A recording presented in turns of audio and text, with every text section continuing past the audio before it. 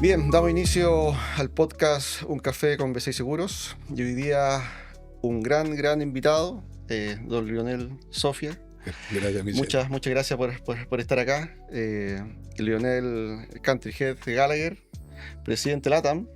Wow, hay que ser de otro nivel para estar ahí. No, de a poquitito se fue construyendo todo. Esa es la idea, de cómo se iba construyendo tu historia en la industria de seguros. Que mucha gente dice que es una industria media árida, fome, y la idea es saber todas las historias que has vivido, tu experiencia, y antes de empezar ahí a hablar de tu historia en seguros, cuéntanos un poquito de tu historia personal, cómo se fue formando tu personalidad. Partamos por dónde naciste, pues, partamos por ahí. Bueno, nací en Santiago, de Chile. No sé si quiero decir el año. Año 58. Y bueno, una familia que venía relacionada un poco con el mundo de la finanza, porque mi abuelo era corredor de bolsa, Mira. mi papá también. Así que había esa beta, si se quiere, del mundo. ¿Y corredor de bolsa en Santiago? En Valparaíso y Santiago. Sí, originalmente yo fui la de Valparaíso. No. O sea, mis Tu abuelo abuelos trabajaba allá, vivían allá. Los Sofia llegaron a Valparaíso. Y mi mamá también era de Viña, de Valparaíso. Y ahí tenían la corredora, una de las principales corredoras de bolsa. Y después, obviamente, por el tamaño y Santiago fue creciendo en esa época, trasladaron y se fueron los principales corredores de bolsa en Santiago. Así que venimos del mundo también de los intangibles. Y ellos fueron corredores, bueno, mucho tiempo. Y obviamente a los seguros uno no llega porque eligió. Pero ya era broker tu abuelo, imagínate. Ya era broker. Imagínate. Era broker. Qué linda historia ahí. Eso no. De generación en generación. Correcto. ¿Y tu papá nació en Santiago, en Viña? Mi papá nació en Viña, ¿No? y se vinieron a Santiago. Después, pero yo ya nací en Santiago. ¿Y tu viejo también trabajó en...? Sí, fue corredor de bolsa también bastante tiempo. Y después ya salió de ese rubro, pero vendieron las corredoras. Pero ese fue el inicio, te diría, de la familia en el mundo.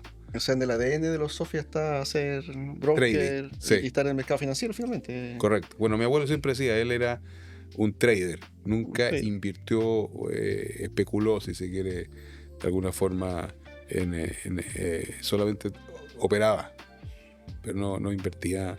¿Cómo se llamaba tu abuelo? Se llamaba Basilio Sofia. Basilio Sofia. ¿Y él nació en Chile o venía de afuera?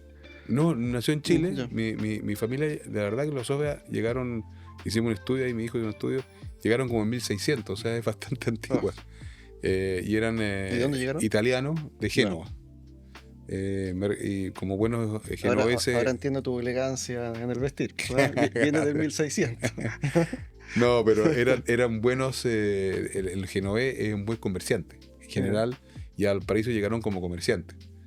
Había mucho trading, mucha importación. Notable. Pero siempre ha sido, yo diría que el gene es comercio. Sí. Y bueno, y mi mamá también de Viña. Y cuando mi papá conoció a mi mamá, mi abuelo, por el lado de mi mamá, era el gerente de la compañía sudamericana de vapores. ¿Ya? Y en esa época estaba destinado a Nueva York, entonces en Estados Unidos. Mira. Entonces prácticamente mi papá pololeó con mi mamá por teléfono de esa época, imagínate. Entonces se veían una vez cada 6 meses y hablaban por teléfono. Y el matrimonio se hizo en Estados Unidos. Mira. Así que eso fue un hito de la época, porque mi abuelo convidó a todos los invitados a Estados Unidos al matrimonio. ¿Y eso qué año estamos hablando? Año 57. ¿Y en barco ya? No, en avión. En avión. Que era toda una aventura en esa época, porque a hélice. Dos aviones a hélice que conlleva bastante en esa época riesgo. Así que nada, ahí una semana de invitación, se quedaron. Casualmente ahora estuve en Nueva York y me tocó ver el hotel que se quedaron. Por lindo, coincidencia, yo había tomado un hotel al frente, un nuevo hotel, y al frente veo este hotel Don Carlos, y este es el hotel que dije, como de arriba, me dijeron, mira, quédate al frente de este hotel que tuvieron todos los invitados al matrimonio de mi papá. Así que, Y bueno, y así un poco se gesta la familia.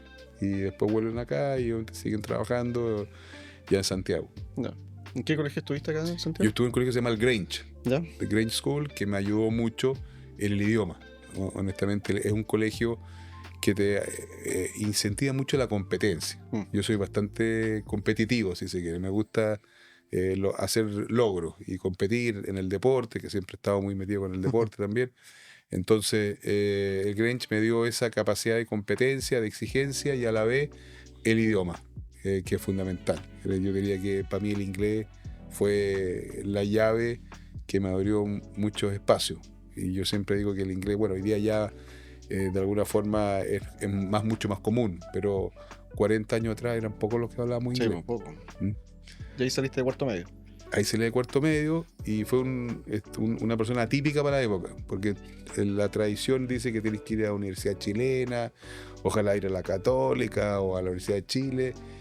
Intenté por ese lado, pero la verdad es que yo no me sentía cómodo en el entorno de la sociedad así tan estructurada chilena, así que decidí ir a estudiar a Estados Unidos. Y también se fue una de las diferencias, yo creo que de lo que me forjó mi carrera.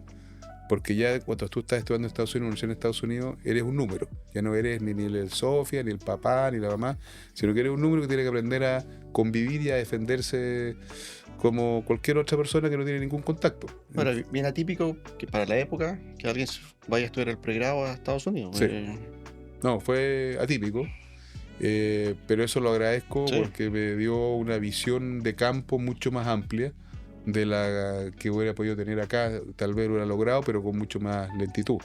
Entonces, eso me permitió tener una visión del mundo más rápida, saber dónde quería ir, manejarme mejor también en el idioma y ver que... ¿Y qué estudiaste allá?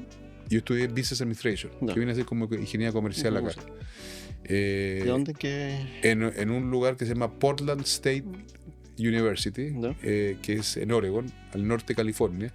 O sea, te diría que es como un símil ir a hacer a Osorno, una universidad de Osorno, a Puerto Montt. Era muy bonito, precioso, porque ahí estaba todo en un lugar que se llama Lake Oswego, donde se hacían, Bruce Springsteen, por ejemplo, el cantante de la época, vivía ahí. Entonces tenía mucha relación con la música americana y muy, muy americano, muchos bosques, muchos ríos. Qué lindo. Un lugar muy lindo, la verdad, muy cerca de Seattle, en el estado de Washington. Así que íbamos mucho a Washington y cruzábamos a Canadá. ¿Y cómo fue esa experiencia, vivir solo allá, con poco contacto con la casa? Porque tampoco no había teléfono. No, esa una llamada de teléfono. Sí. ¿Cómo fue eso? ¿Muy complicado al principio? Era duro, pero yo creo que eso me ayudó mucho, porque en el fondo sales de tu zona de confort. O sea, una llamada, tampoco tenía la plata para estar llamando, era carísimo, entonces ya hablabas una vez cada 2 semanas. El lugar era frío, hacía mucho frío, en los inviernos a las 4 de la tarde ya oscurece, así que... Pero también había un grupo de otros chilenos que fuimos conociendo que estaban ahí, entonces eso también de alguna forma nos ayudamos a vivir esa experiencia. Pero no, el lugar era muy lindo, no te diría que hubiera quedado a vivir toda la vida, pero también nos manejábamos mucho a California, nos arrancábamos también para esos lados, entonces conocimos muy bien esa zona y nos tocó, lindas experiencias de vida. Lindo. ¿Y tus papás te dejaron fluir nomás? Ya, váyase. No. La mamá y yo fui de madre, ¿no? La verdad que yo fui bastante independiente. Yo a los 18, 19 años me fui de la casa. Ah, ya. Mis papás estaban separados ya. También una historia típica. Sí. Para la época. Totalmente. Era un bicho raro en el país que a esa época, en esa edad, tú estuvieras ya viviendo solo. O sea, me fui a vivir solo a Estados Unidos y cuando ya regresé a los 22 años seguía solo, pero me fui rápido a la casa y también eso de alguna forma te marca que tienes que ser independiente, te va formando un carácter y te hace marcar un carácter más duro. O maduraste antes, la verdad, no sé si maduré antes. Yo creo que fui bastante del punto de vista de mi vida bastante inmaduro todavía, porque me gustaba mucho vivir muy, muy al día, si se quiere, no tenía una planificación así estructurada, pero sí tenía, sí tenía ambiciones. No. Ambiciones de hacer algo grande en lo que fuera, y un poco ese era mi norte, destacar en algo. Ahí te sale lo competitivo del Grange, ¿no? Correcto. Cuando salimos del Grange, nos hace una gran anécdota. El Grange nos dice, mire, ustedes han estado en el mejor colegio que pueden haber estado. Algunos van a entrar a la universidad, otros no, porque sabemos que entrar a la universidad había pocas universidades, no había universidades privadas. Entonces, pero con lo que ya han aprendido aquí, usted puede estar tranquilo que la vida le va a ir bien.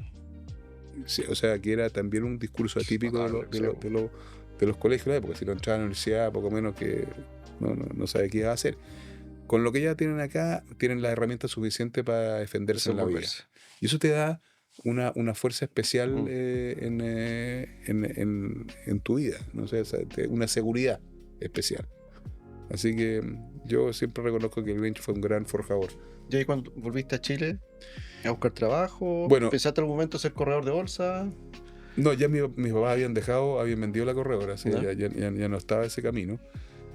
Miré siempre la bolsa, ¿sí? Como una alternativa de trabajar, pero todavía, pero por esas cosas de la vida, cuando termino la universidad en Estados Unidos, hago lo que llaman un intercambio, un internship, ¿cómo se llama? Una invitación a ir a trabajar por un par de meses, a aprender, y encuentro un trabajo en un corredor de seguros en Estados Unidos. Mira. Que se llama Frank B. Hall. Y entonces ahí estuve un par de meses y entendí un poco la dinámica de trabajar en Estados Unidos y a la vez de conocer el mundo de los seguros, que no tenía idea. Entonces eso fue como una práctica durante, no sé, 3-4 meses, no mucho más que eso, pero me dio un barniz. Sí. Y cuando llego acá, empiezo a buscar, qué hacer. Era uno de los pocos que sabía algo de seguro. Hay que acordarse que en esa época, estoy hablando principios de los 80, 82, 83. Plena recesión, además. Justo ahí te cuento qué pasó. Entonces, antes de la recesión, era un poquito antes, la caja, el monopolio de la caja se había acabado en el año 80. El reaseguro se había abierto. Entonces ahí habían 2 o 3 grandes controladores del negocio, que eran las corredoras grandes de la época.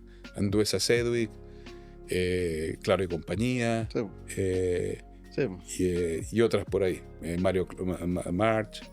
Y yo le digo, yo miraba esto, el reaseguro, como digo, partía, y un poco me empezó a dar como que eran los pocos que hablaba inglés, que sabía algo de seguro, que no eran parte de estos grupos grandes. Y me fui a trabajar, me conseguí un trabajo en el Consorcio Nacional de Seguros.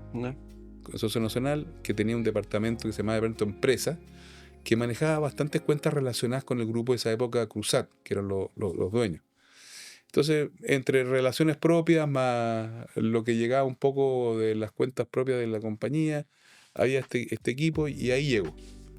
Ahí mi jefe, muy relacionado con BCI, era Juanito Espejo. ¿En serio? Ese fue mi primer jefe, Espejo. Muy cercano a BCI. Obvio. Hicimos muy buenas migas, obviamente, y obviamente yo ganaba las cuentas como hay que ser comercial. Buena escuela tuviste, buena escuela. Las ganábamos en el pool, en el centro, en diferentes lados, de todos lados. O en algún pucho por ahí, en alguna esquina. Pero eso te da la calle. ¿Sí? La calle es fundamental en cualquier negocio que tú hagas. O sea, uno puede estar muy encumbrado arriba, pero si no hay hecho calle, algo te falta para esa conectividad con tu futuro cliente, o para cerrar un negocio, o para tu criterio. Así que ahí, hasta que el Grupo Cruzat entra en crisis, nos llega la recesión del 83, 84, por ahí, y esas cuentas obviamente se empiezan a ir, porque el consorcio técnicamente estaba quebrado. Estamos hablando de la época que estaba Carlos Geno Lavín, que estaba Délano, Ricardo Blanco, todo eso, cada uno parte a salvarse. Y disculpa, y ahí tan joven, ya estáis trabajando con buenas habilidades para desarrollar la carrera. ¿Y en qué momento empieza tu amor por los caballos? No, mi amor de los caballos... ¿Eso viene de antes? Sí, pero de mi abuelo. Tu abuelo era el... Mi abuelo era uno de los principales, tenía mucho caballo carrera en Viña, en el Sporting, y mi papá también. Eran socios con un señor que se llamaba Nicolás Señoré, que era el papá de Víctor Señoré, que era el dueño de Anduesa Cel. Mi relación con Anduesa era bastante cercana, o sea que nunca trabajé, pero yo siempre lo miraba como un modelo a copiar en lo seguro. Para que nos escuchan y sepan, Lionel es uno de los actores principales del polo en Chile. Ahí viene la historia con el polo. Entonces mis abuelos y mi papá siempre llevaban a que fuéramos a ver carrera. Y la verdad que eso no me entretenía mucho. Pero lo que hacía es que agarraba a los caballos que no jugaban muy bien, que no corrían bien, y me los llevaba al polo. Y empezamos ahí a tratar de inventar, hacer caballos de polo. Tenía amigos relacionados con el polo. Y de a poco, y con bastante esfuerzo, fui comprando y haciendo caballos de polo. Y en fondo después de irme a las carreras, prefería ir a hacer el polo. Y ahí nace Tenía tíos que jugaban polo también, entonces eso me ayudaron un poco. Pero por ahí nace eso. A pesar que después he caído en los caballos de carrera, y tengo caballos de carrera, y tengo criaderos, pero para esa época, para esa edad, no era lo que me llenaba. Pero siempre en mi familia ha habido un amor profundo por los caballos. Siempre. Desde mi abuelo, tengo fotos de ellos. ¿Qué tienen los caballos que atrapan mucho y generan mucho vínculo ahí con las personas? Mira. ¿Qué crees tú? El caballo a mí es un ser que te da paz. Si tú lo miras a los ojos a un caballo cuando come... Creo que, por lo que sé, el único animal que lo usan para terapias, para niños. Entonces debe generar algún vínculo especial. Tiene alguna energía muy especial el caballo. Que tú, si ya logras entender y le pierdes el susto, ves que el caballo genera una energía muy especial. Y es un ser muy noble.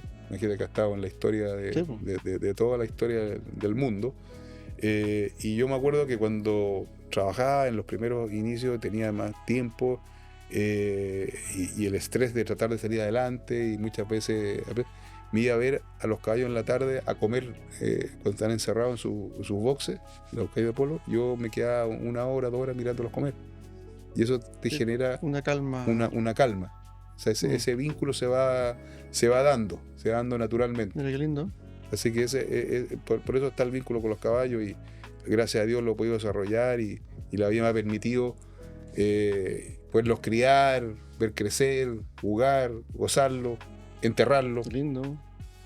Así que y mi familia, mis hijos, lo mismo, han nacido en los caballos. ¿Y tú justo todavía juegas polo?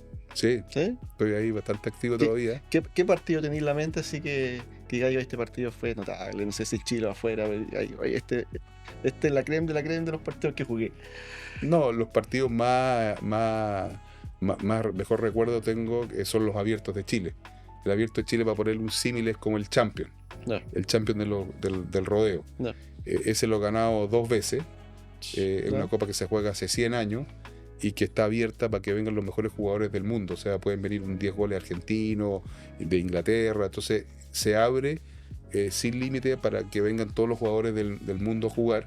Se juega una vez al año en Chile a mediados de diciembre, donde de hecho BCI es auspiciador hoy día. Y ahí han venido los mejores por el mundo. Estuvo Cambiaso, ha estado 2-3 veces, ha estado los hijos. O sea, los mejores jugadores del mundo juegan ahí.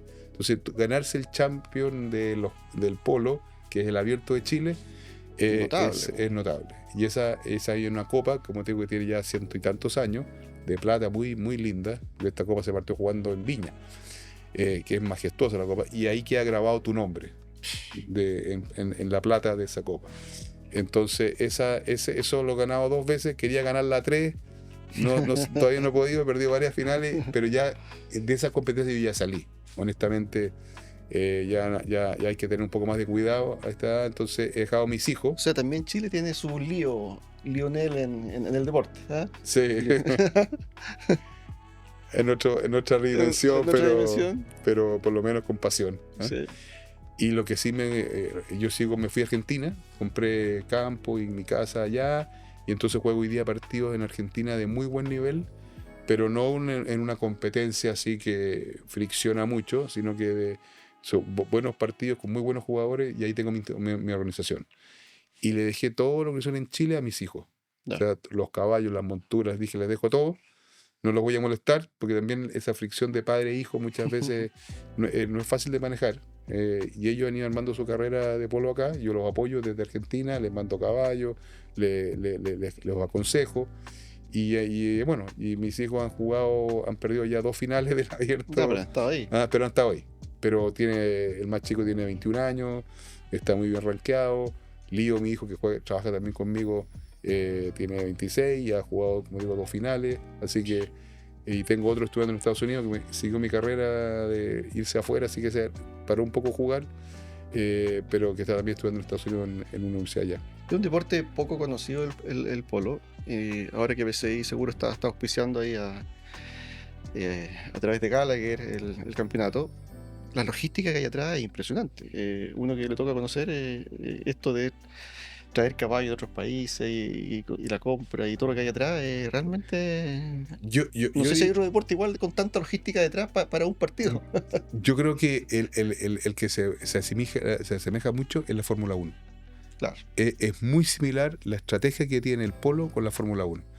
Que por ejemplo, no sé si te fijaste que en las grandes competencias, en un cháquer, la gente que no sabe de polo, pero se juega en 6 tiempos, que se llaman, cada tiempo se llama un cháquer. Y supuestamente está hecho para que un caballo juegue 7 minutos sin parar de correr, o cuando la pelota sale se para el tiempo, para que aguante 7 minutos. Así se jugaba tradicionalmente el polo. Hoy día, igual que la Fórmula 1, ya no es así. Porque la Fórmula 1 antes corría con los mismos neumáticos durante toda la carrera. Y empezaron a cambiar los neumáticos dependiendo de ciertas circunstancias o qué tan gastados estaban los neumáticos, y cambian neumáticos. Hoy día el polo tú pones en un cháquer, en un tiempo, a veces metes un caballo 2-3 minutos. Entonces tienes que tener una logística de tener distribuido en el partido 4 caballos para que vayan entrando sin que te esperen, porque no te van a esperar, tú pierdes tiempo, pero entonces tienes que buscar el momento adecuado con la estrategia adecuada para poder cambiar esos caballos y jugarlos esos 2-3 minutos. Ese nivel de sofisticación tiene en el día a día del juego. Aparte que necesita en un campeonato de alto nivel como el abierto, por lo menos tener cada jugador 15 caballos. 15 caballos para jugar 6 tiempos. Entonces también no hay suficientes caballos para tener en Chile a ese nivel. Entonces mucha gente trae los caballos de afuera, solo para el torneo. Entonces van los caballos, juegan. Yo, por ejemplo, los que tengo en Argentina vienen y después se van. Muchos caballos vienen, jugadores que vienen a jugar afuera con sus caballos. Y todo eso es todo un contrato que se arma con mucho tiempo. Increíble. Porque no lo puede hacer un día para otro.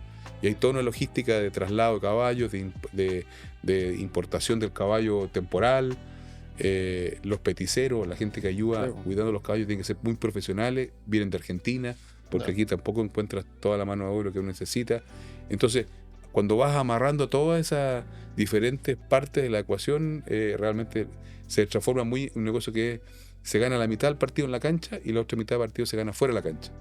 Y desde el punto de vista de la competencia, te genera algo muy entretenido, porque tú estás todo el rato pensando y tu estrategia y eso lo hace como que es doblemente importante. O sea, el logro tiene que estar muy bien para lograrlo, y hay un tema de mucho tiempo de trabajo. Y cada uno deben haber 6, 7 organizaciones que están todas pensando igual que la Fórmula 1. Tiene Ferrari, tiene McLaren, tiene todas estas marcas, están en el polo. Entonces todos los equipos que tú ves jugando en ese torneo han estado durante un año pensando exactamente cómo hacer para lograrlo. ¿Y el polo se parece un poco a los negocios? ¿A la estrategia? ¿En qué veis similitud? Bueno, lo que te digo al principio es ve que tenéis que armar todo un trabajo para poder lograr los jugadores que vengan, los que van a calzar exactamente en ese equipo, que no son muchos chilenos, sino que son de afuera. Tú tienes que ir a ver esos jugadores de afuera para ver si efectivamente, igual que el fútbol, van a calzar. Esa es una de las principales formas de hacer un buen equipo. Después meterle los caballos y después meterle toda logística que hay detrás para traer esos caballos. Y después toda la logística para que esos caballos que llegaron estén bien cuidados, con buenos cuidados. Entonces es igual que un negocio. Y al final lo único que manda es ganar, ser uno. Y hay otros que quedan segundo, tercero. Entonces cuando logra ser uno, obviamente es una sensación impresionante. Seguro entonces que harto del polo te ha llevado a construir, yo creo que tu carrera profesional, o lo que hoy día es Gallagher. Pero antes de llegar ahí un poco a lo que está hoy día Gallagher, ¿cómo empezaste los seguros? ¿Tu primera corredora fue? ¿Con quién la hiciste? Cuando me salgo de ahí del consorcio, que estaba técnicamente quebrado, digo, bueno, tengo que encontrar una corredora que pueda operar rápido. ¿Qué edad tenías ahí? 24 años, por ahí. Súper. 24 años. Pendejo todavía. Hacíamos los seguros ahí arriba del auto en un capó. Sí. En las propuestas. Y hay una corredora chiquitita de un amigo que después fue bastante famoso. Se llamaba Morandé Smith. El Quique Morandé y Hugo Smith. Esa historia. Y ahí yo llego y el Quique me dice, no, me está yendo salvaje, tengo este negocio que es espectacular, vente conmigo. Nos conocíamos, obviamente, teníamos relaciones por amistades en común, y aunque era mayor que yo. ¿Cómo era el Quique para vender seguro? Bueno, te voy a contar cómo. Llego a esta oficina, que era un 2x2 ahí en Pedro al Día, en un segundo piso, arriba de un tabeli, no me acuerdo, pero teníamos en esa época el bien más preciado un teléfono. Tenía una línea de teléfono en la Caricia, entonces había que hablar y el teléfono costaba más caro que la oficina. Entonces hablábamos y el que ya se pasaba más de 5 minutos en la conversa le cortáis el teléfono y tomáis tú el teléfono. Y ahí pero nos cagamos la risa. Era una época muy entretenida. Pero el Quique era un gran abridor de puertas, pero muy poco cerrador de negocios. No era un comercial, un tipo de seguro, era muy simpático. Muy simpático, pero de seguro no le interesaba hablar mucho, pero sí te ponía al frente gente que realmente podía ser interesante para tomar los seguros. Y después Hugo Smith, que era el socio, era un técnico que no era comercial tampoco. Entonces, de alguna forma, la parte comercial para cerrar tenía que hacerla yo. Y Hugo Smith, de alguna forma, estaba valorado, o sea, su capacidad de gestión era mucho mayor que para una carrera chica. No. Entonces, no tenía mucho que administrar, o toda su parte de ingeniería que tenía en esa época, usarla, porque no había mucho donde usarla. Entonces, Smith se va a March con Mario Claro, como fue gerente general, gerente técnico, por bastante tiempo. Y ahí quedamos Morandé y yo, y le digo, bueno, este negocio hay que traerle un poco de venta, no puedo estar haciendo yo toda la venta, nos va a tomar tiempo. Y ahí convidé, en esa época que estaba conmigo en consorcio, a Federico Tagle. Perfecto. Y ahí formamos una carrera que se llamaba MSTC, Morandé, Sofia y Tagle. Y ese fue el inicio, te diría, un poco de... Y con maletín en la calle. Todo, maletín en la calle, producción, haciendo lo que se pudiera. Tengo todavía el cuaderno, anotábamos las comisiones que ganábamos y cuánto plata íbamos a tener para pagar la cuenta, la cuenta del teléfono, el arriendo, y lo que quedara se distribuía ahí para poder, pero en forma muy, muy primaria al principio. Pero a los 2-3 años le dije, mira, este negocio, si no hacemos reaseguro, estamos muertos. Porque cuando llegamos a cuentas medianamente más interesantes, estas cuentas las compañías las mandan a los reaseguradores, y los reaseguradores son nuestra competencia. Y ahí, Anduesa. ¿Tu papá qué te decía cuando estabas ahí? Mi papá no se metía mucho. No. Mi papá nunca se metió mucho en... O sea, después terminó trabajando conmigo, sí. Ah, qué bueno. Pero mi papá estaba en esa época... Me dejaba hacer. No. Me dejaba hacer. Y yo tampoco le pedía mucho. Y bueno, y ahí nos fuimos a buscar reaseguración. Yo por el polo, nuevamente por el polo, conocí a un inglés que tenía que haber estado fuera de Inglaterra durante 2 años por un tema de impositivo. Entonces pasó 6 meses en Chile y me llamaron y me dijeron, oye, ¿puedes jugar polo con él? Un gallo que es de una familia de negocios, que necesitaba gente conocida. Y le dije, claro, por supuesto. Y ahí nos hicimos amigos. 6 meses jugando polo, cuando se va me dice, ¿qué necesitáis que yo te pueda ayudar? Qué sé yo, nunca. Yo sabía que, para hacerte un símil, la familia de este señor que se llama Robert Hanson era como acá en esa época Angelini, en Inglaterra. Entonces le dije, mira, consígueme broker de reaseguro que no estén en Chile. Leí una lista de todos los que yo sabía que existían en Inglaterra. Pasa un mes y me dice, vente que te tengo 2. Y llego a Inglaterra con el Quique, pasaje prestado que nos conseguimos por canje en British Airways, hotel que... Austero. Pero imagínate, muy austero. Hotel pieza media, de 2x2. Y ahí cuando llegamos, pero sí nos fueron a buscar en un Bentley buen terno. No, un buen tren, como dijo un amigo mío inglés, yo hice este negocio con 3 corbatas al mes. Y ese fue el que hizo Jaude. Entonces, pero cuando llegamos allá, nos tenían Bentley en la puerta esperando. Llegamos, le dije, déjame una cuadra antes del hotel para que no vieran dónde estábamos. Y después nos tenía todo organizado. Llegamos a la City en Lloyd's, y ahí nos estaban esperando al día siguiente una compañía llamada Hawk Robinson, que era muy conocida en esa época. Okay, para la época es clave tu inglés.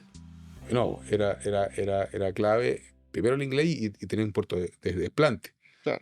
Kike tenía desplante, yo también tenía desplante. Entonces, estaba todo un board de, no sé, 20 ingleses, todos súper formales. ¿Y el Kike hablaba inglés o no? Hablaba, sí. Se apoteaba más o menos y con la simpatía que tenía se manejaba muy bien. Bueno, la cosa es que ahí nos dan el rondón de una, ni siquiera nos preguntaron. Y después y te tengo una segunda, me dice, que otro que se llama Laus Lambert, que después fue Heath Lambert, otro broker bastante conocido. Y ahí está un señor encantador que era el dueño, ex rugbyista, súper como se llama, reconocido en el mundo del deporte allá también, dueño. Y este señor era fanático también de los Cayo Carrera. Se había ganado el Grand National, que es una carrera de salto muy importante en Inglaterra. Nos convía a almorzar. En esa época se estilaba mucho que tenía reuniones y después comía en la oficina de ellos. Y te traían un almuerzo que duraba 3-4 horas. Te traían brandy, te traían quesos, te traían... Después, entonces el señor nos pone la película cuando él se ganó el Grand National. Ya hicimos ese vínculo que había que tener especial de los caballos. Y dice que el caballo que corrió, por decirte, llegó la primera vez cuarto y le dieron un pequeño premio. No sé, por decirte, 1000 libras. Y él fue las 1000 libras, que el inglés es muy jugador, las jugó todas a que el próximo año él ganaba el Grand National. Y eso tú lo puedes jugar con tiempo y te pagan con anticipación. Creo que hay muy pocos caballos que corren 2 veces, pero los caballos quedan muy dañados después de eso. Generalmente no corren de nuevo. Así que ya que corriera era casi imposible. Y que ganara ya era imposible. Se le pagaron, por decirte, 1000 veces la plata. Y el tipo pone el video y gana el caballo. Y ahí se pone ya muy cercano con nosotros. Terminamos en un club en la tarde, en la noche, celebrando. Ahí, y nos trajimos la representación de estos dos. De los dos. Al final te quedaste con los dos. Con los dos. Y ahí empezamos a hacer reaseguro. Y yo de reaseguro tenía una noción muy general, muy básica. ¿Y quién te enseñó eso? Ahí teníamos otro, porque yo creo que la vida está siempre hecha de buena estrella. Hay que tener un poquito de suerte. Conocimos un señor ahí en Hawk Robinson que se llama Chris Bowen, que todavía lo veo y sigue siendo muy cercano, como fue como mi padrino en los reaseguros. Y nos trajimos, esta representación. Entonces empecé los primeros negocios, los empecé a hacer con la chilena consolidada. Meo por debajo de la edad, porque imagínate, 24 años, sí, con cero... Que seguro de harto de confianza. Mucha confianza. Sí. Entonces hicimos un seguro con la chilena consolidada y otro con Euroamérica. Bueno, esos dos se transforman en los 3-4 meses en 2 mega siniestros. O sea, no duraron... Se quemó un bosque completo que se llama de la chilena. Raro, ¿no? No, voy a contar lo que se quema el bosque completo, no sé, plata, si perdí la beca, $6 millones. Ay. Y el otro era un puerto en construcción que entró un barco y no lo vio y se botó el puerto completo en construcción. Vino el rugbyista a buscarte, ¿no? No, el tema, ellos son brokers igual que nosotros no perdemos, por lo cierto, al final intermediamos. Pero esto llegó a la gerencia de lo más arriba. Estaba Hugo Lográn en esa época en la China Consolidada y le dicen, ¿pero con quién colocaste este negocio? Porque no había muchos protocolos en esa época. Y ahí aparezco años. yo y estaba Agustín Edwards y este quién es? Y ahí llamo a mi amigo y me dice que esa época era de haber tenido unos 40 años y me dice, esta es la mejor oportunidad que hay. Aquí debe ser famoso. Vamos a pagar este siniestro en tiempo récord. Y fue así. Lo pagamos en 60 días, estaba pagado el siniestro. Y ahí se abrieron todas las puertas de la chilena. Agustín Edwards me recibía en la oficina de él, los gerentes, todos. Y ahí partimos la razón de Reseguro. Y con el caso de Euramérica fue igual. Lo pagamos en tiempo récord y eso ya fue como que nos abrió las puertas al Reseguro. Pero yo en esa época me dice, mándame la nota de cobertura. Y yo le digo, si ya te mandé el slip firmado. No, la nota de cobertura. Entonces, me quería explicar qué es lo que era la nota de cobertura. No. A ese nivel todavía de iniciación estábamos. Pero bueno, y ahí se fue dando y ya hacíamos Reseguro con nuestra retail, hacíamos Reseguro propio para otras corredoras, pero fuimos una alternativa a ese consorcio grande que había de 2-3 corredores que manejaban prácticamente todo el mercado. ¿Estuviste ahí en el momento oportuno para entrar con una nueva alternativa? Es que siempre hay un factor, como te decía antes, de suerte, estar en el momento justo, en el momento indicado, ¿no? Estábamos justo en el momento, había que tomar la oportunidad, había que jugársela. Y hacerlo bien, obviamente. Y había que hacerlo bien. Así que ahí hicimos una sociedad después de un tiempo como corresponsales, hicimos una sociedad con estos gringos, con Hawk Robinson, ingleses, en que éramos, por decirte, ellos tenían el 30-40%, nosotros el 60%.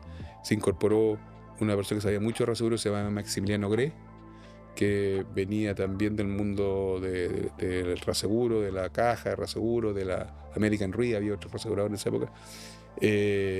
Y ahí fuimos creciendo hasta que Hawk Robinson lo compra Aeon, o Ben Hawk, ya había cambiado de nombre, se llamaba Ben Hawk. Y nosotros teníamos una cláusula de retrocompras y el que compraba ya tenía oficina en Chile. Nosotros no nos íbamos a ir a Aeon.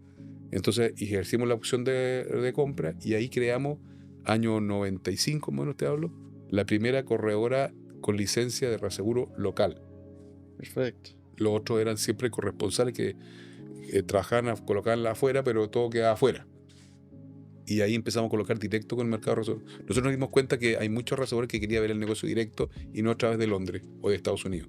No. Entonces empezamos a enviar negocio mediano directo a los reaseguradores.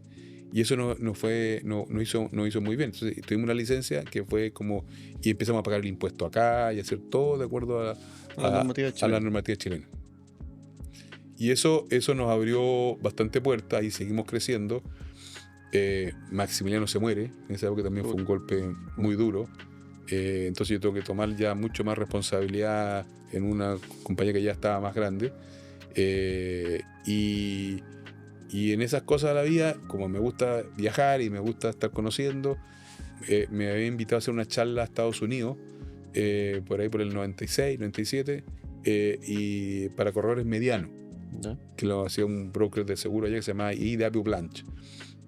Y en eso, este señor Blanche, que estaba ahí viendo que era una compañía grande, me dice, quiero almorzar contigo. Sí, le dije, bueno, almorzar, yo sabía que era que tenía algún interés en Latinoamérica, y me dice, quiero comprar la corredora. No, le dije, nosotros todavía somos muy chicos, lo que te vendamos no va a tener mucho valor, pero sí te podría vender después de un rato un minoritario. Me dijo, no, yo no soy minoritario de nadie. Bueno, típico americano, tejano. Dije, bueno, hasta luego, me encantado, qué sé yo. El tipo tenía un rancho con leones, rinoceronte, era un típico americano de éxito, que le gustaba mostrarlo. Y pasan 6 meses y un día una llamada, me dicen, oye, aquí estoy en el Hotel Hyatt de Santiago, venimos a comprar su compañía. 2 personas. No te creo. Y le digo, mira, ¿quién es? ¿No? Somos de Blanche. Nos ha mandado un Ted Blanche. No, le digo, mira, si yo ya le dije que nosotros no vamos, no es su término. Y ahí vendimos 1/3 de la compañía. ¿Te convenció? Pero eso yo había estado de acuerdo en venderle un tercio de la compañía, pero no el control. Y ahí seguimos operando como MSTC Blanche, o sea, nos llamamos en Reseguro. Ya le pusimos la patente americana de nuevo. Nos fue bien, nos agarra el boom del 98, 99, las .com en esa época, está el mercado empezando a crecer, todas las empresas, industria. Y nos pagan, y dicen, no, queremos comprar control. Ya llevamos 3, 4 años, y dije, bueno, maravilloso, pero el precio no es el precio tradicional. Y nos pagaron el precio que realmente la compañía no valía, y se quedaron con el 70%. Ellos 70, nosotros 30. Época ya se había incorporado José Ignacio Latrop en esa época, se me olvidó esa parte, que cuando ya el Quique sale de la compañía, por ahí por el 90 cuando parte con su programa de televisión, con Cóctel, por ahí por el 94, 95. En la red. En la red. Y ahí dijimos, tenemos que traer un profesional que sea ingeniero, que maneje este tema con una empresa realmente, para que sea una empresa grande. Y ahí llega José Ignacio, que venía saliendo de la universidad y toma el rol de toda la parte de administración y operaciones y finanzas. Yo quedo como presidente de las dos compañías, Retail y Reseguro, pero más enfocado en el Reseguro, y Federico mucho más enfocado en la parte comercial del Retail. Y eso hasta el 98, como digo, que ya le vendemos el control, y no pasan ni 6 meses, y esta compañía, que venía creciendo a un ritmo vertiginoso, no cumple los presupuestos, la bolsa, tienen que hacer un warning a la bolsa de Nueva York, y la acción que valía, por decirte, $90 cae a 18. El señor pierde el control de la compañía, este señor Blanche, porque parece que tenía todo un esquema para de protección. Entonces, al final la compañía queda muy débil, pero ya nos habían recién comprado. Justo. Pero una compañía que tampoco iba a tener mucho futuro. Nuevamente, cosa de la vida y suerte, la compra el broker, diría que el Rolls Royce de los brokers de Reseguro, que se llama Benfield. Benfield nos compra al año, a los 2 años. Nosotros podríamos haber hecho, porque era Benfield Greg, que era aquí se llama Greg Fester también. Nosotros podríamos haber hecho el call, pero dijimos, no, esta es la verdad que es una compañía que nos da valor y nos vamos a quedar. Y ahí armamos MSTC Benfield, y en retail, y Benfield en la parte del Reseguro. Siempre te hablo que las dos cosas iban muy, muy de la mano, retail y Reseguro. Y tuvimos 8 años muy buenos. 8 años que crecimos mucho, que este era un broker muy especializado en contratos. Tenemos contratos de Royal Sun Alliance, de Zurich, de Penta Security, muy fuerte. Entonces ya nos da un nivel de relación con las compañías, no solo en el facultativo día a día, otra categoría, sí, pero en un nivel mucho más estratégico de confianza. Y eso fue muy bueno. Entonces la compañía siguió creciendo muy fuerte en Reseguro, muy fuerte en contrato, muy fuerte en retail. Y bueno, y fuimos comprando algunos brokers, se compraron gente que venía al mercado, brokers más pequeños que tenían similitud con nosotros, hasta que en algún minuto ya tuvimos un conflicto de interés, te diría, con los ex socios, Tagle y Latrop, porque el Reseguro era muy grande y yo manejaba mucha información privilegiada, si se quiere, en el Reseguro, sobre todo en contrato, y el retail era muy agresivo. Y le decían, esto no me va a crear un conflicto con mis clientes. Y la verdad que la gallina de los huevos de oro está en el Reseguro, porque es un bien mucho más escaso, más difícil de conocer. Yo no puedo indisponerme con estas compañías que queremos atacar en el retail, que yo sé cómo están colocadas las cuentas, porque por mucho que no te lo diga, hay que estar consciente de que va a ser una reacción. Separar la agua. Y ahí separamos la agua. La separamos el año 2006, por ahí, 2005. Y yo me quedo con el Reseguro y ellos se quedan con el retail. Separamos la oficina, los socios siguieron siendo igual, los ingleses siguieron estando en los dos lados, hasta que no pasan 6 meses y lo compra Ion nuevamente. Y pasa, entonces ahí yo decidí venderla a Ion.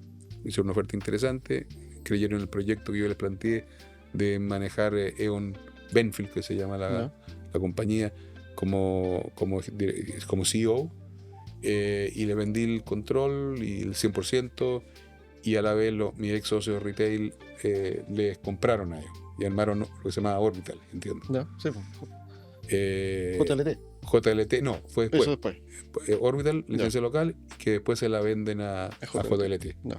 Y es forma JLT. Y yo sigo con Eon Benfield hasta que 5 años, la verdad que nos tocó el terremoto del 2010, una tremenda experiencia porque teníamos mucha cartera hipotecaria, mucho contrato, pagamos más de 3.500 millones de dólares de siniestro.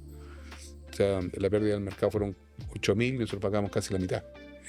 Pero fue una tremenda experiencia. Todo el equipo mío, con Roberto Neus, Fernando Sánchez, que me siguieron en esto, y crecimos mucho como equipo, aprendimos mucho. Pero llegó un minuto en que dije, mira, Eon, yo soy más empresario que corporativo. Y siento que aquí estoy perdiendo mi relación con el cliente, con el negocio, sino que estoy más metido en la política interna de la compañía, que era muy fuerte, más que hacer negocio. Y aparte uno pasa a ser un bien prescindible el día de mañana. Así es. Y cuando uno tiene el cliente no es tan prescindible. Sí. Entonces hace rato que se acercaba la gente de Gallagher y me decía, oye, queremos armar algo en Latinoamérica. Nosotros colocábamos algunos negocios en Londres con Gallagher, hasta que me llama Pat Gallagher, que es todavía el número 1 de la compañía y principal accionista, una compañía que tiene también, va a cumplir 100 años, y me dice, quiero armar Latinoamérica. Dije, mira, Latinoamérica realmente te trae buenas y malas noticias, y si tú eres muy americano y tu board es muy americano, va a ver CNN y se va a asustar que un día están quemando Chile, y después está muy bien, y después Brasil está bien, y después está mal, y Argentina está bien, y después está mal. Entonces hay que tener estómago para esto. La región va a ir para arriba siempre, pero tiene mucho altos y bajos, y hay que tener estómago. Entonces yo no quiero meterme en un broker que después, al poco andar, que hemos visto varios, se desencantan de la región o del mercado. Entonces compren algo. Ellos quieren comprar en Brasil partir. Le dije, no, Brasil no, compren en México. Hay una familia ahí que tiene una corredora que es la 1 o 2 más grande de México, que se llama Interprotección, Recinta. Y si logran comprar ahí, es que me están dando una muestra real de que hay interés en Latinoamérica. No pasan ni un año y compran el 25% de Recinta. Que no podemos comprar el control, pero tenemos el 25%. Una corredora ¿Siempre tuviste mapeado como toda Latinoamérica? Siempre me interesó Latinoamérica. Porque siempre me encanta Chile, pero me encanta tener una visión más allá de esa visión yo creo que aportó harto que hayas estudiado en Estados Unidos, te dio como una globalidad mayor, no pensar solamente en lo local. Exacto. Eso viene un poco de haber estado afuera. Entonces cuando ya cierran eso, le dije, ahora tenemos un business plan, vamos a partir por la costa del Pacífico, vamos a hacer Chile, vamos a hacer Perú, vamos a hacer Colombia, vamos a jugar Brasil para el final, porque yo veía que el real estaba muy sobrevaluado en esa época. Y bueno, y así parte la aventura de Gallagher. Siempre ellos han dicho que en Latinoamérica partió con una sola persona, que un jugador, que no teníamos sistema, no teníamos... ¿También partió así? No había nada. ¿Sí? No había cero. En Latinoamérica ellos habían hecho muy poco en internacional. Era un buen broker americano, muy fuerte en Estados Unidos, pero tampoco tan grande. Y afuera tenía una pequeña oficina en Inglaterra, en Londres, y no tenía más. Para darte un contexto, el valor de Gallagher, cuando yo partí hace 12 años, eran 3.000 millones de dólares de valor de bolsa. Hoy día el valor de Gallagher en valor de bolsa son 85.000 millones de dólares. Wow. O sea, el crecimiento que ha tenido de esa. Entonces, imagínate la historia que yo he tenido con ellos, que es de muy de abajo. Entonces, esa confianza se ha generado muy desde el principio. La acción valía $17 y hoy día vale $380. O sea, eso te da un poco la dimensión. Sí. Cuando yo hablaba a Gallagher al principio acá, nadie sabía de qué se trataba. Yo sabía porque en Estados Unidos sí tenía un nombre, pero no era ni cercano a lo que era hoy día. Entonces, ahí empezamos a construir esta aventura Latinoamérica. Y bueno, hoy día estamos en Brasil con un ingreso del orden de los 50 millones de dólares de ingresos. Estamos en Colombia con 35 millones de ingresos. Estamos en Perú con 25, estamos en Chile con 55, o sea, todo el mundo. Estamos en México con más de 150 millones. O sea, oye, y ahí según tu experiencia, el año pasado vi una entrevista tuya que que de alguna manera decías que estabas preocupado porque Chile estaba estancado, no crecía, entonces había poca creación de industria, al final la torta se repartía entre los mismos actores. Pero Gallagher hoy día es un actor importante para que está comprando corredoras más chicas. ¿Cómo veis la industria para adelante, ya sea en Chile o en Latinoamérica? Sí, no, mira, efectivamente tenía esa preocupación que el mercado no crece, el mercado a la vez decrece, somos los mismos actores con la misma torta, pero hay oportunidad. Primero hay un mercado también, un mercado blando, que nos va a afectar más todavía. El mercado se está reblandeciendo más fuerte de lo que incluso se dice, y eso pega. Pero ¿qué hace ahí el corredor que puede comprar? Esa es la oportunidad para comprar, porque hay muchos fondos financieros externos, sobre todo en Estados Unidos, que van comprando corredoras y van pagando múltiplos porque empiezan a tener el retorno en base a lo que el mercado está en ese momento. Cuando ya se pone más blando el mercado y cuando la economía no crece, ya no es tan fácil recuperar la inversión. Entonces se generan oportunidades de compra más baratas. Y eso es lo que estamos nosotros viendo. Perfecto. Entonces nosotros vamos a crecer, seguramente orgánicamente nos va a costar más, porque la economía sigue todavía, aunque vemos ciertos indicios de mejora, estamos más optimistas hacia el futuro, pero sí nos está dando la oportunidad de comprar corredoras y eso basamos en nuestra estrategia de crecimiento. Nosotros en Chile vamos a seguir y en la región comprando corredoras que nos traigan especialización, que nos traigan ideas, que gente que comparte la misma cultura. Entonces Eso, ahí ¿cómo seleccionas tú las corredoras? ¿En qué se fijan principalmente para comprar una corredora? Independiente del negocio, obviamente, pero me imagino que ahí el equipo humano, ustedes ya son como expertos en fusiones, ¿en qué se están fijando? Lo que yo más me fijo es la calidad de la gente, la persona. Que la persona sea una persona que va a entrar bien con el resto del equipo, que yo pueda tener la confianza en esa persona, que vea los mismos valores. Diría que esa es la principal mirada. Si tú me dices no, que te quieres especializar en un rubro específico o en alguna línea, no, es la gente.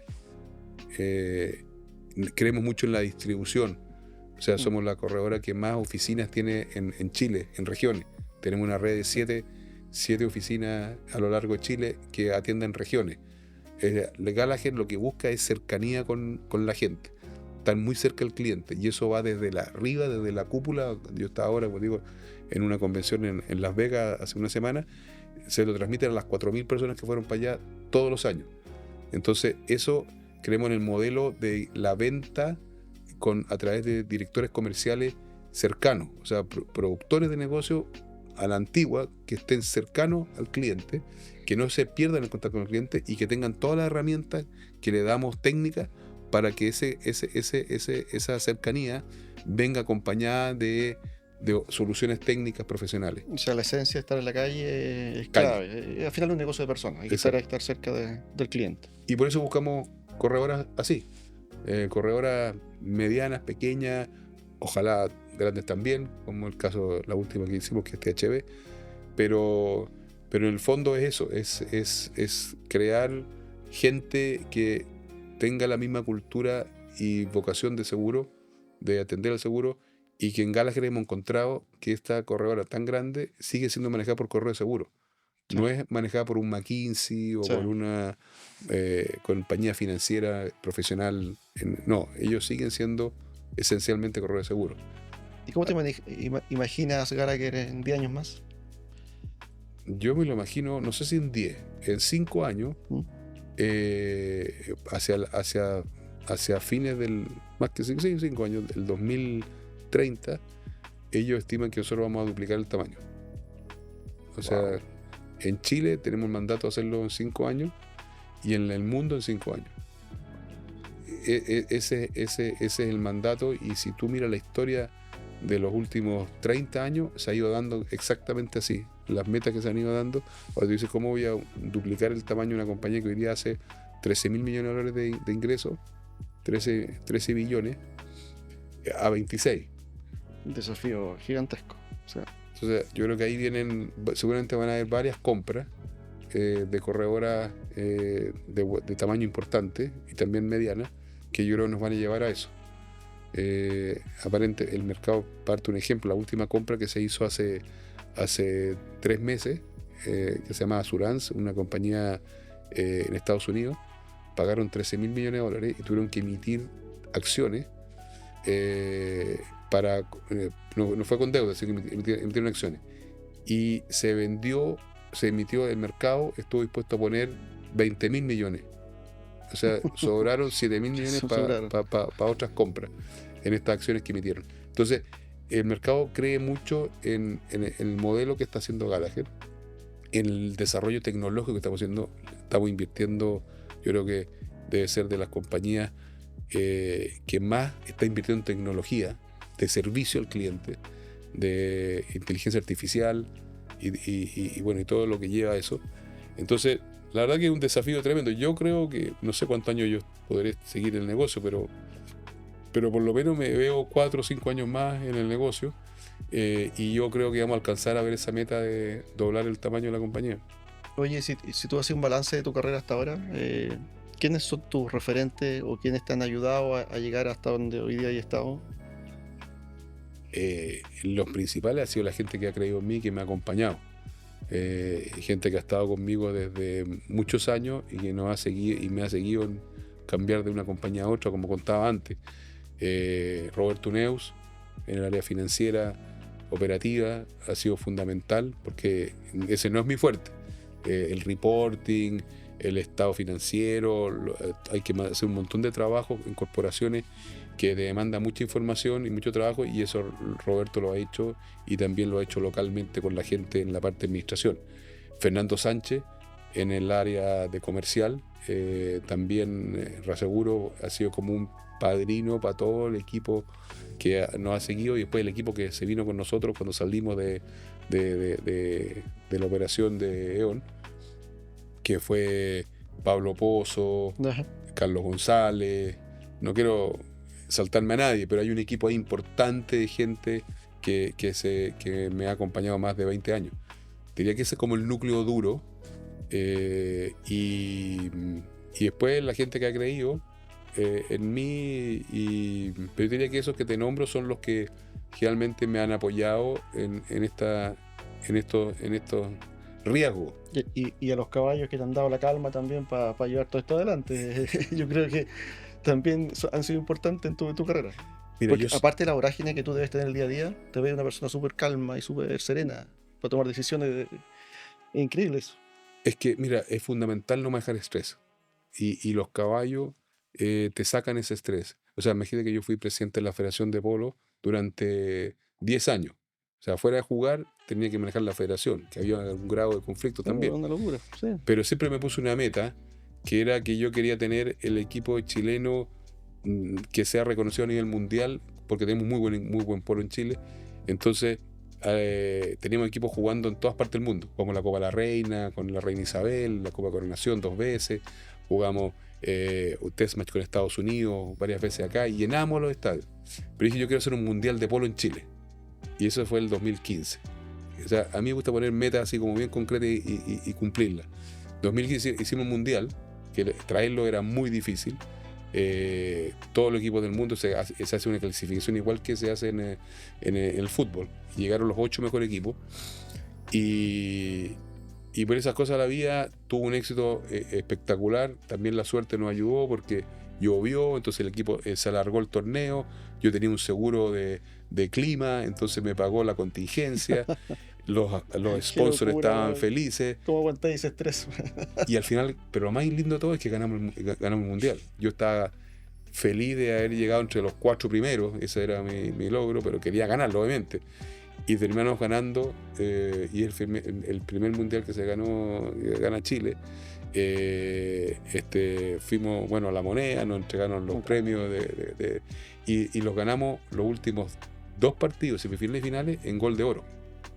O sea, ya era una película. Y después, como esto se fue dando, que se jugaba en la semana, que pensamos que en la semana no iba mucha gente, pero como se fue dando mucho ruido, que Chile avanzaba, la final creo que se juega un día jueves, y habían 5.000 personas. Y están los drones mostrando cómo entra la gente a la cancha de polo, la fiesta, la celebración, y bueno, y ganamos el mundial. Entonces, yo creo que esas satisfacciones, o sea, a mí me dan una cantidad de relajo impresionante. Bueno, y también quiero dejar fuera mi familia. Mi señora me ha apoyado en todas estas locuras. Santa, una santa. Le gusta, me acompaña mucho a los viajes. Ahí, sí. Le encanta, me sigue, mis hijos. El campo me encanta, el campo es mi relajo. Yo tengo un campo ahí en la zona de Osorno, en Purranque, y uno en Puyehue, entonces también me arranco cuando puedo. Y además te gusta hacer las planificaciones estratégicas en tu casa. Lleváis tu equipo para allá, súper. Es que es parte de. O sea, es todo. Es como todo. Tú además eres muy cercano a tu equipo y te gusta también compartir tus cosas con ellos. También es parte de tu sello. Bueno, es que lo que yo tengo lo tengo gracias a mi equipo. Sí. O sea, a la gente que está conmigo, a la gente que ha creído y me tiene confianza. Y si uno tiene la suerte de tener algo, si uno lo puede compartir, y mi señora piensa igual, es parte de nuestra forma de ser y esencia. Es dar gracias a que esto no se hace por mí, se hace porque hay toda una gente que me da esa confianza y me deja ejecutar a veces cosas, y a veces me equivoco y tampoco me cobran, es parte de la vida. Entonces, yo creo que el estrés se maneja mucho con naturaleza y con dándote tu tiempo. Yo siempre los viajes también, viajo harto, pero trabajaré 3 días y después descansaré 2 allá. Y eso te saca ese estrés, me da mi espacio, y eso me da tal vez esa tranquilidad que se necesita. Mirar las cosas de afuera también es muy importante. O sea, cuando las mejores decisiones, las mejores ideas se hacen cuando uno no está metido en el día a día, sino que a veces está en un viaje, en un avión o en un hotel, sí, pensando solo, te das cuenta a veces de que puedes estar equivocado. No hay que tener miedo a cambiar de idea. Yo muchas veces me dicen, tú cambias mucho de idea. Sí, porque a veces me doy cuenta que no estoy yendo por el camino correcto, o he tomado una mala decisión. Así que... Oye, las últimas dos preguntas. No sé, tu secretaria me va a matar ahí porque tiene otra reunión ahora. ¿Cuál crees tú que existe el vínculo entre tus dos grandes pasiones? Los caballos y los seguros. ¿Qué crees tú qué vínculo hay ahí? Yo lo tengo claro, ¿vale? ¿Cuál? Es la competencia. La adrenalina. Sí. La adrenalina en los seguros es fantástica.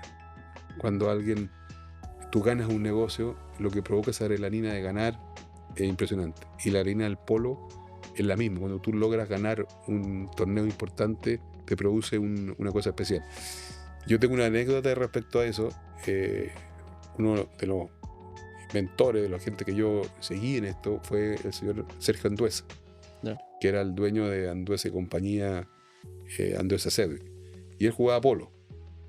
Y jugaba polo hasta bastante avanzada edad.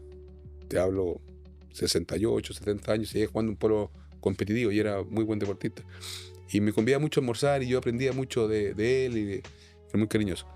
Y le decíamos Checo Anduesa, Checo, digo, ¿por qué sigues jugando polo? Te vaya a matar. En una caída a esa velocidad, en esa edad. Me dijo, es que, mira, hay gente que tiene, ¿cómo se llama? Vicios. Y hay gente que tiene el vicio del alcohol, el vicio de la fiesta, de la droga, lo que tú quieras enumerar. Yo tengo el vicio de la adrenalina. Y la adrenalina está en el polo y está en lo seguro.